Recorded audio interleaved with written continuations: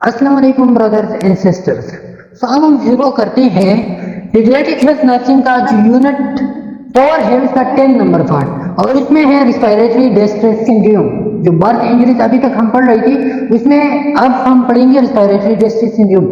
इससे पहले 9 पार्ट हो गई इस यूनिट के, और उस 9 पार्ट में हमने एक एक बर्थ इंजरीज को डिस्कस करवाई, जिसकी लिंक आपको डिस्क्रिप्शन में मिल सकती है। तो आइए पढ़ते हैं रिस्पिरेटरी डिस्ट्रेस सिंड्रोम, और इसको हम कहते हैं RDS।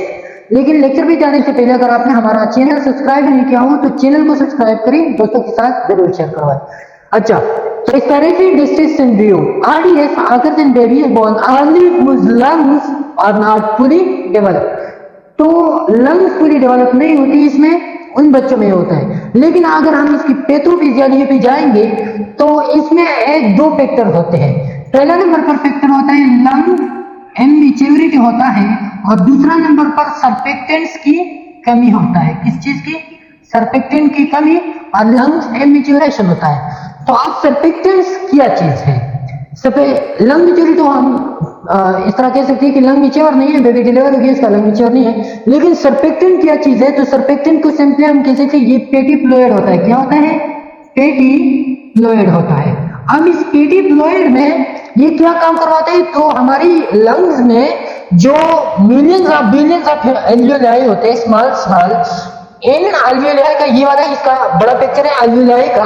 इन एल्वियोलाई का जो इनर पोर्शन होता है उसके वॉल, इनर वॉल जो होती है, ये वाले जो ब्लू कलर में आपको नजर आ रही है, ये ब्लू कलर वाले ये क्या है? ये है सर्फेक्टेंट्स है, ये पेटी फ्लूइड है। ये पेटी फ्लूइड का काम क्या होता है? ये एक सरफेस एरिया प्रोवाइड करवाता है इन एल्वियोलाई को इनर साइड पे, और इनको इनप्लेट रखते हैं, खुला हुआ रखते हैं। अगर ये सर्फेक्टेंट नहीं हो तो इस वजह से क्या हो सकता है? फिर सर्फेक्टेंट्स की कमी हो तो ये एल्वियोलाई फिर कोलैप्स होते हैं। जैसे कि इधर है ये ओपन एल्वियोलाई है, लेकिन यहाँ पर ये एल्वियोलाई क्या है? कोलैप्स हो गई है। क्या हो गई? कोलैप्स हो गई। तो ये क्या है इसका पैथोफिजियोलॉजी है कि अगर लंग इमेच्योर हो, सर्फेक्टेंट्स की कमी हो, तो इस वजह से एल्वियोलाई क्या होते हैं? कोलैप्स होते हैं, और इसको हम कहते हैं रिस्पिरेटरी डिस्ट्रेस सिंड्रोम। अच्छा, तो the condition makes it hard for the baby to breathe. अब इसमें क्या होगा? लंग्स कोलैप्स हो गई, लिवर कोलैप्स हो गई, तो डेफिनेटली बेबी जो है वो ब्रीथिंग अच्छी तरह नहीं करवा सकेगा। caused by the developmental insufficiency of surfactants production and structure immaturity in the lung. तो यही फैक्टर हमने पढ़ी कि क्या होगा? सर्फेक्टेंट्स की इनसफिशिएंसी होगा, इसकी प्रोडक्शन नहीं होगी, साथ में structure and maturity of the lungs होगा। Surfactants is later made in the lungs at about 26 years of pregnancy. तो सर्फेक्टेंट्स हमने पढ़ा क्या है? ये है पेटी लिक्विड है।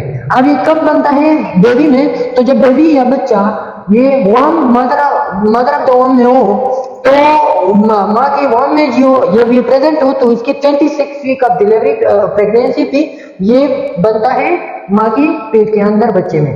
अच्छा, अब इसमें कौन कौन से रिस्क फैक्टर्स हैं जो प्रीडिस्पोज है किसके लिए? इस RDS के लिए, रिस्पिरेटरी डिस्ट्रेस सिंड्रोम के लिए। तो पहले नंबर पर हम कहते हैं कि siblings are that have RDS। अब एक बच्चा है उसकी सिबलिंग्स को RDS है। तो RDS या रिस्पिरेटरी डिस्ट्रेस सिंड्रोम का मतलब ये, इसका मतलब ये हुआ कि कंजेनिटल डिजीज है। अगर दूसरी भाइयों को तो इसको भी, या बहनों को तो इसको भी चांसेस है कि क्या होगा? RDS होगा। सिसेक्शन, सिसेरियन डिलीवरी। अब आपने करवाया सिसेरियन डिलीवरी करवाया, तो सिसेरियन डिलीवरी में ऐसा होता है कि लंग्स के जो कंप्रेशन होते हैं वो अच्छी तरह नहीं होती, और साथ में कॉम्प्लिकेटेड डिलीवरी है। आपने बगैर उस नॉर्मल पाथवे के आपने इसको निकाला, तो इस वजह से इसको क्या होता है? रिस्पिरेटरी डिस्ट्रेस सिंड्रोम की चांसेस है कि उसमें लंग इमेच्योर हो, साथ में सर्फेक्टेंट्स की क्या हो? उसमें कमी हो। Mother that has diabetes. अब माँ है और माँ को डायबिटीज है, तो डायबिटिक मदर का बच्चा क्या होगा? वो मैक्रोसोमिक होगा, उसको भी क्या होगी? डिफिकल्टी होगी ड्यूरिंग द डिलीवरी। इन्फेक्शन है, अब इन्फेक्शन की वजह से सर्फेक्टेंट्स नहीं बन रही होगी, सर्फेक्टेंट नहीं बन रही है, तो इस वजह से क्या होगा? ये RDS होगा। Baby that is sick the time of delivery cold. तो अब ये बेबी है और in the time of delivery क्या हो गया? वो बीमार हो गया, तो इस वजह से भी क्या हो सकता है? सिक हो गया। The baby that is sick at the time of delivery and cold stress और hypothermia baby can not keep the body temperature warm at birth. अब बेबी को क्या है, कोल्ड है या स्ट्रेस है, जिसको हम हाइपोथर्मिया कहते हैं, कोल्ड हाइपोथर्मिया कहती है। तो हाइपोथर्मिया की वजह से किस तरह होता है, respiratory distress syndrome. For example एक बच्चा है और उसको हाइपोथर्मिया है, तो हाइपोथर्मिया कब डेवलप होगा, हाइपोथर्मिया की वजह से। अगर कोल्ड है, बच्चे को कोल्ड लग रहा है, हाइपोथर्मिया लग रहा है, तो हाइपोथर्मिया को रेगुलेट करने के लिए, इसको ओवरकम करने के लिए क्या होगा, मेटाबॉलिज्म रेट इंक्रीज होगा, मसल एक्टिविटीज क्या होगी, मसल एक्टिविटीज इंक्रीज होगी। अब अगर मसल एक्टिविटीज इंक्रीज हो गई तो ऑक्सीजन की डिमांड क्या होगा, बढ़ेगा। अब जब ऑक्सीजन की डिमांड बढ़ जाता है तो ऑक्सीजन की डिमांड को पूरा करने के लिए ब्रीथिंग रेट इंक्रीज होगा, ब्रीथिंग रेट इंक्रीज होगा। ब्रीथिंग रेट जब इंक्रीज होगा तो लंग की कंप्रेशन और इसकी कंप्रेशन और एक्सपेंशन ये जल्दी होगा। जब लंग की कंप्रेशन और एक्सपेंशन जल्दी हो तो इस वजह से लंग को डैमेज हो सकता है, सरफेक्टेंट्स जो है वो फिर नहीं बन रहे होती, तो इस वजह से फिर क्या होता है, इन में आरडीएस का खतरा हो सकता है। तो कोल्ड वाले हाइपोथर्मिक बेबी भी आरडीएस को एक्सपोज होते हैं। ओके, अच्छा अब हम पढ़ते हैं इसकी क्लिनिकल प्रेजेंटेशन। तो क्लिनिकल प्रेजेंटेशन में आरडीएस की हम इसको कैटेगराइज करवाते हैं 4 ग्रेडेड में। आरडीएस को हम तीन ग्रेड में 4 ग्रेड में इसकी कैटेगराइज करवाते हैं। पहला नंबर पर ग्रेड जो है वो माइल्ड डिस्ट्रेस है। जब माइल्ड डिस्ट्रेस वाला आरडीएस हो तो इसमें रैपिड रेस्पिरेटरी रेट होगा, याद रखिए। माइल्ड वाले में क्या होगा, रैपिड रेस्पिरेटरी रेट, और मतलब ये इसमें टिकेपनिया होगा, 60 ब्रीथ पर मिनट से इसका ब्रीथिंग रेस्पिरेशन ज्यादा होगा। नॉर्मली कितना होता है, नॉर्मली हमने पढ़ा कि इन्फेंट्स में होता है 35 से तकरीबन 50 और 55 तक, तो इतना होता है नॉर्मली। लेकिन अगर इससे ज्यादा 60 से ऊपर हो तो टिकेपनिया है, और ये किस वजह से, क्योंकि रेस्पिरेटरी डिस्ट्रेस है बच्चे को, उसमें सर्फेक्टेंट्स नहीं है और ऑक्सीजन अच्छी तरह सप्लाई नहीं हो रहा, तो ऑक्सीजन की न सप्लाई होने की वजह से ब्रीथिंग रेट क्या होगा, इंक्रीज होगा। दूसरा ग्रेड 2 में मॉडरेट डिस्ट्रेस है। तो मॉडरेट डिस्ट्रेस में ऐसा होगा कि पहला नंबर पर टिकेपनिया भी होगा, जीवन वाला साइन भी होगा, ग्रेड 1 वाला, और साथ में इंटरकॉस्टल एंड सस्टर्नल रिट्रैक्शन भी होगा। सस्टर्नल एंड इंटरकॉस्टल पढ़ते, ये वाला इंटरकॉस्टल रीजन है, रेब से इधर इंटरकॉस्टल, और साथ में सस्टर्नल, जो स्टर्नम रीजन होता है, स्टर्नम के नीचे वाला जो रीजन है इसको हम सस्टर्नल कहते हैं। तो ये दोनों रीजन हेल्प करवाते हैं रिस्पायरेशन में, एक्सपेंशन और कंप्रेशन, इन दोनों रीजन के होते हैं। अब अगर नहीं है, ऑक्सीजन की कमी है, तो डिफिकल्टी रिस्पायरेशन होगा, डिफिकल्ट ब्रीथिंग होगा, तो इस वजह से ये वाली जो रीजन है इसकी रिट्रैक्शन होगी, ये ऊपर इन्फ्लेट हो जाते हैं और एब्डोमेन अंदर जाने, जैसा कि इधर आप देख सकते हैं, ये एब्डोमेन है, ये ऊपर गया है, रिट्रैक्ट हुआ है, और ये इंटरकॉस्टल और साथ में सब्टर्नल रीजन ये इन्फ्लेट हुआ है, और एब्डोमेन जो है वो नीचे चला गया है, तो इसको हम कहते हैं इंटरनल इंटरकॉस्टल सब्टर्नल डिस्ट्रक्शन। ग्रेड 3 में होगा सीवियर डिस्ट्रेस, हम इसको कहते हैं। इसमें पहले नंबर पर टिकेपनिया वाली साइन भी होगी, दूसरे नंबर पर ये इंटरकॉस्टल सब्टर्नल रिट्रैक्शन भी होगी, साथ में एक्सपायरेटरी ग्रंटिंग भी होगा। क्या होगा, एक्सपायरेटरी ग्रंटिंग। अब एक्सपायरेशन में जब शोर का आवाज निकल रहा हो या रगड़ने जैसी आवाज निकल रहा हो तो उसको हम कहते हैं expiratory grunting due to discipline difficult respiration. Stage 5 में ग्रेड 4 में क्या होता है, एडवांस डिस्ट्रेस होगा। तो एडवांस डिस्ट्रेस में पहला नंबर पर सिम्टम्स, दूसरा नंबर पर सिम्टम्स, साथ में तीसरा नंबर पर सिम्टम, और चौथा नंबर पर चौथे वाला का जो सिम्टम है central cyanosis and disturb consciousness.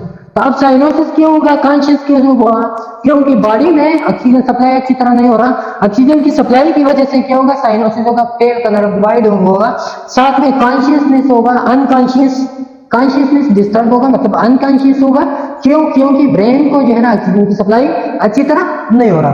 तो इसके क्लिनिकल मैनिफेस्टेशन या क्लिनिकल प्रेजेंटेशन, अब इसको हम डायग्नोज करवाएंगे थ्रू एक्सरे।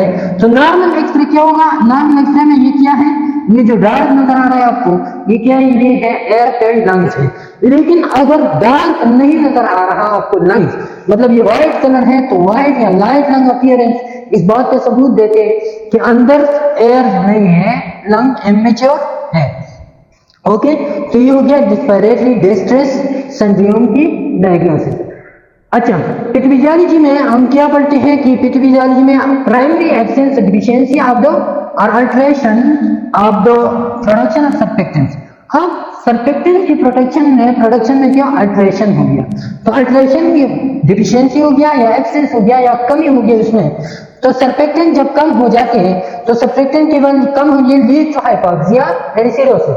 हाइपोक्सिया होगा, ऑक्सीजन की लेवल सर्फेक्टेंट की वजह से कम होगा, ऑक्सीजन कम हो जाता है तो बॉडी में कार्बन डाइऑक्साइड का लेवल इंक्रीज होगा, कार्बन डाइऑक्साइड के इंक्रीज की वजह से क्या होगा, एसिडोसिस होगा, क्या होगा, एसिडोसिस होगा, which further inhibit surfactant production and causes pulmonary vasoconstriction. अब जब एसिडोसिस होता है तो एसिडोसिस की वजह से सर्फेक्टेंट मजीद नहीं बन रही होगी, क्योंकि सर्फेक्टेंट जो है ये फैटी लिक्विड है, अल्कलाइन वाला है, लेकिन एसिडोसिस इसके खिलाफ वाला ब्लड है, तो एसिडोसिस की वजह से, एसिडोसिस के बढ़ने की वजह से सर्फेक्टेंट नहीं बन रही होगी, क्योंकि अल्कलाइन है, अल्कलाइन खत्म हो जाएगा, तो क्या होगा फिर, पल्मोनरी वेसोकंस्ट्रिक्शन होगा। सर्फेक्टेंट नहीं है तो हमने पढ़ा कि सर्फेक्टेंट्स का काम पल्मोनरी या लंग्स को क्या इन्फ्लेट रखना है, लेकिन यहाँ पे नहीं है तो पल्मोनरी वेसोकंस्ट्रिक्शन, और पल्मोनरी वेसोकंस्ट्रिक्शन रिजल्ट होगा atelectasis, lack of gases of exchange हो, तो एटेलेक्टेसिस मतलब लंग्स कोलैप्स हो जाएंगी, लंग्स कोलैप्स की वजह से क्या होगा, गैसेस एक्सचेंज नहीं होगा, तो इनमें रिस्पायरेटरी डिस्ट्रेस सिंड्रोम डेवलप होगा। ये पृथ्वी लीजिएगा। अब इसकी मैनेजमेंट हम दो तरह से करवाते हैं, मतलब ट्रीटमेंट, एक जनरल मैनेजमेंट है, एक है स्पेसिफिक मैनेजमेंट। जनरल मैनेजमेंट में हम क्या करवाएंगे, जनरल मैनेजमेंट में हम basic support including thermal regulation, तो पहले नंबर पर हमने पढ़ा कि इसको कोल्ड होगा इस बच्चे को, तो आप पहले नंबर पर इसका थर्मल या हीट रेगुलेशन इसके करेंगे, दूसरा नंबर पर इसको आप पेरेंटल न्यूट्रिशन देंगे, मेडिकेशन और न्यूट्रिशन जो भी पेरेंटल आप देंगे। क्यों पेरेंटल देंगे, पेरेंटल न्यूट्रिशन हम आरडीएस पेशेंट को इसलिए देते हैं क्योंकि न्यूट्रिशन की वजह से आरडीएस पेशेंट में क्या होता है, टिकेपनिया होता है, टिकेपनिया होता है, ब्रीथिंग रेट इंक्रीज होता है, तो जल्दी जल्दी से वो सांस लेते हैं, अगर आप सांस वो जल्दी लेते हैं और आपने खाना भी ले लिया ओरली, तो खाने की एक्सपायरेशन का खतरा है कि खाना किधर चला जाए, लंग में, तो इस वजह से आप पेरेंटल न्यूट्रिशन देंगे और मेडिकेशन भी पेरेंटल, एंटीबायोटिक देंगे, एंटीबायोटिक किस लिए, उस इन्फेक्शन को खत्म करने के लिए। Oxygen administration preferably heated and humidified, oxygen आप एडमिनिस्टर करवाएंगे, लेकिन ऑक्सीजन का आप ख्याल रखेंगे कि वो क्या हो, हीटेड हो, ह्यूमिडिफाइड हो, क्योंकि बच्चे को खतरात है किसकी, हाइपोथर्मिया की, तो आप हीटेड एंड ह्यूमिडिफाइड ऑक्सीजन देंगे। स्पेसिफिक ट्रीटमेंट में हम surfactant replacement therapy through ET tube या एंडोट्रेकियल ट्यूब, आप इसको सर्फेक्टेंट देंगे, क्योंकि सर्फेक्टेंट की कमी है तो आप बाहर से सर्फेक्टेंट देंगे। ये एटी ट्यूब है, एंडोट्रेकियल ट्यूब, इसकी डिफरेंट ब्रांच होते हैं, ब्रांचेस होती है, जब लंग्स में अंदर दाखिल होता है तो ये वाला एक ब्रांच हो गया राइट अपर लंग में, ये राइट मीडियल लंग में दूसरा ब्रांच, ये राइट लोअर लंग में इसका तीसरा ब्रांच हो गया, फिर ये लेफ्ट अपर लंग में और लेफ्ट लोअर लंग में इसका दो ब्रांच हो गई। तो इससे आप क्या देंगे, सर्फेक्टेंट्स डायरेक्टली आप इस ईटी ट्यूब में देंगे, और इसी ट्यूब में ये फिर क्या होगा, लंग सारे लंग में स्प्रेड होगा, उधर फिर लंग इन्फ्लेट होगा, ऑक्सीजन की डिलीवरी इजीली हो सकती है। फिर अब नर्सिंग मैनेजमेंट आप इसकी क्या करवा सकते हैं, नर्सिंग मैनेजमेंट में सिंपली आप इस बच्चे की एबीजीज बार बार चेक करवाएंगे। एबीजीज किस लिए चेक करवाएंगे, क्योंकि बच्चे में खतरा है ऑक्सीजन की कमी की, कार्बन डाइऑक्साइड की इंक्रीजमेंट की, तो एबीजीज से आर्टीरियल ब्लड बेसिस से आप पता लगा सकते हैं कि ऑक्सीजन सैचुरेशन कितना है, कार्बन डाइऑक्साइड का कितना है, उसके मुताबिक फिर आप इसको ट्रीटमेंट करेंगे। मॉनिटर O2 सैचुरेशन 91 to 95% ये नॉर्मल सैचुरेशन होता है बेबी का ऑक्सीजन का, तो इतना आप मेंटेन रखेंगे, इसको आप मॉनिटर करवाएंगे। सक्शनिंग आप करवाएंगे एस पर नीड, जब भी सक्शनिंग की जरूरत हो बच्चे को तो आप क्या करवाएंगे, उसके लिए सक्शनिंग भी करवाएंगे। सपोर्ट फॉर फैमिली को सपोर्ट देंगे, ये कहेंगे कि ये इतना प्रॉब्लम नहीं है, इंशाल्लाह ये ठीक हो जाएगा। Okay, adequate fluids and electrolytes, आप फ्लूइड देंगे और साथ में जो है ना इलेक्ट्रोलाइट्स भी देंगे। किस वजह से, क्योंकि बच्चे में कमी होते हैं, वो कार्य सही तरह से नहीं कर सकता, इस तरह के कमी हो सकते हैं, तो आप उसको मॉनिटर करके ये कर देंगे।